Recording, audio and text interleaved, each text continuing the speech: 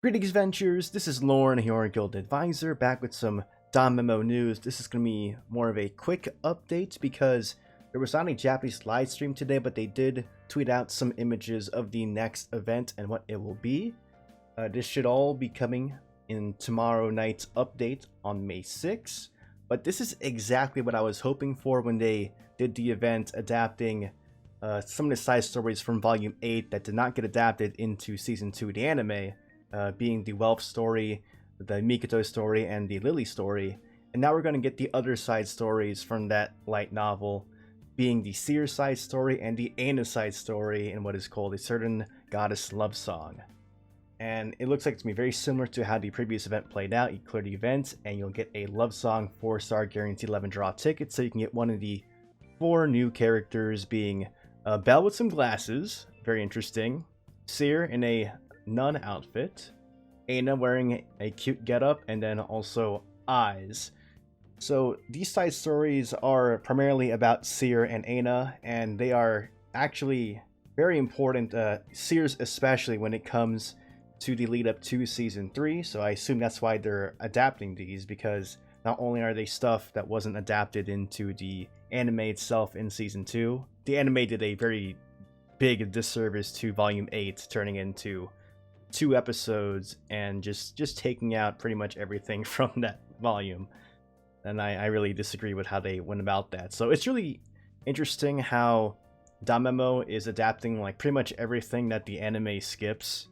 And I appreciate that it's doing that, because it gives people more context for when season 3 does hit.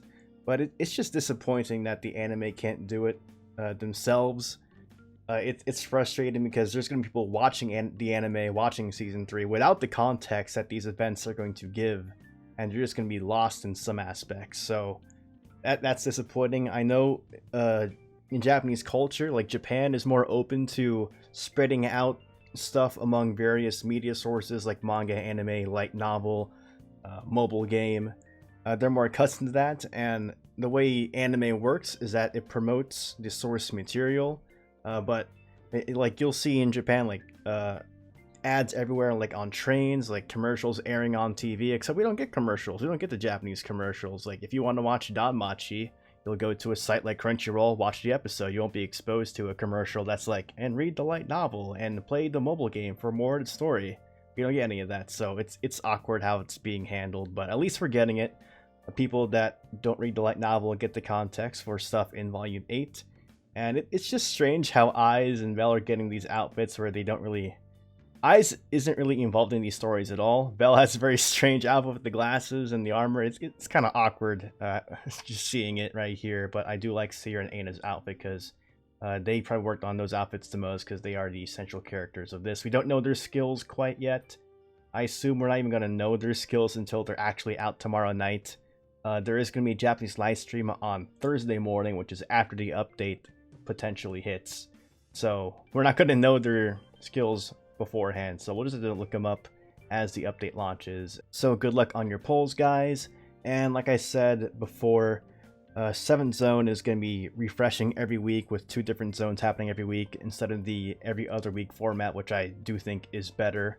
Just having 2 zones that you can do anytime during the week, and that refreshing every week. So make sure you're keeping up on that. And then the next thing will be War Games popping up, because we're in that rotation where you cycle through Record Buster and War Games. So War Game is coming back, and I think it's the easier thing of the lot, because you can just auto battle. That's a very small update. I am looking forward to all the voice lines in this.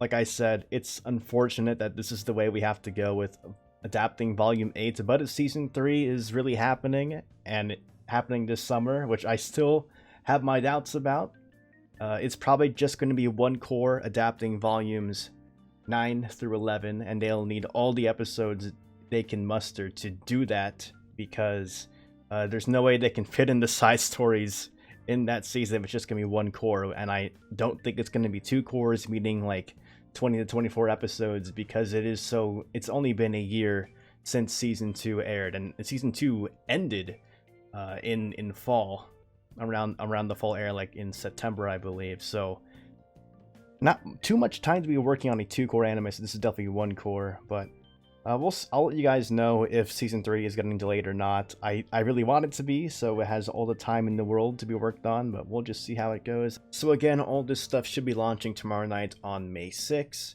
And just a heads up, like, stuff I expect to see in the future before the 3rd Japanese anniversary, which is usually when we get a ton of stuff. Like, last time it was the big Argonaut event, and before that it was Grand Day. And that stuff started happening in June, so between now and then, the only stuff I can think of that we are probably going to get is, of course, the last 2 episodes being one update for the rest of Season 2 being adapted into the game, as well as Volume 6 of Sword Oratoria being adapted into the game, because that's something else they said that they would adapt. I would assume that those 2 things should happen before the anniversary, because that was in the timeline that they made a while back. The big roadmap all the way to Season 3 showed that Volume 6 would be adapted before the anniversary. So those are 2 things I'm expecting to see before the anniversary.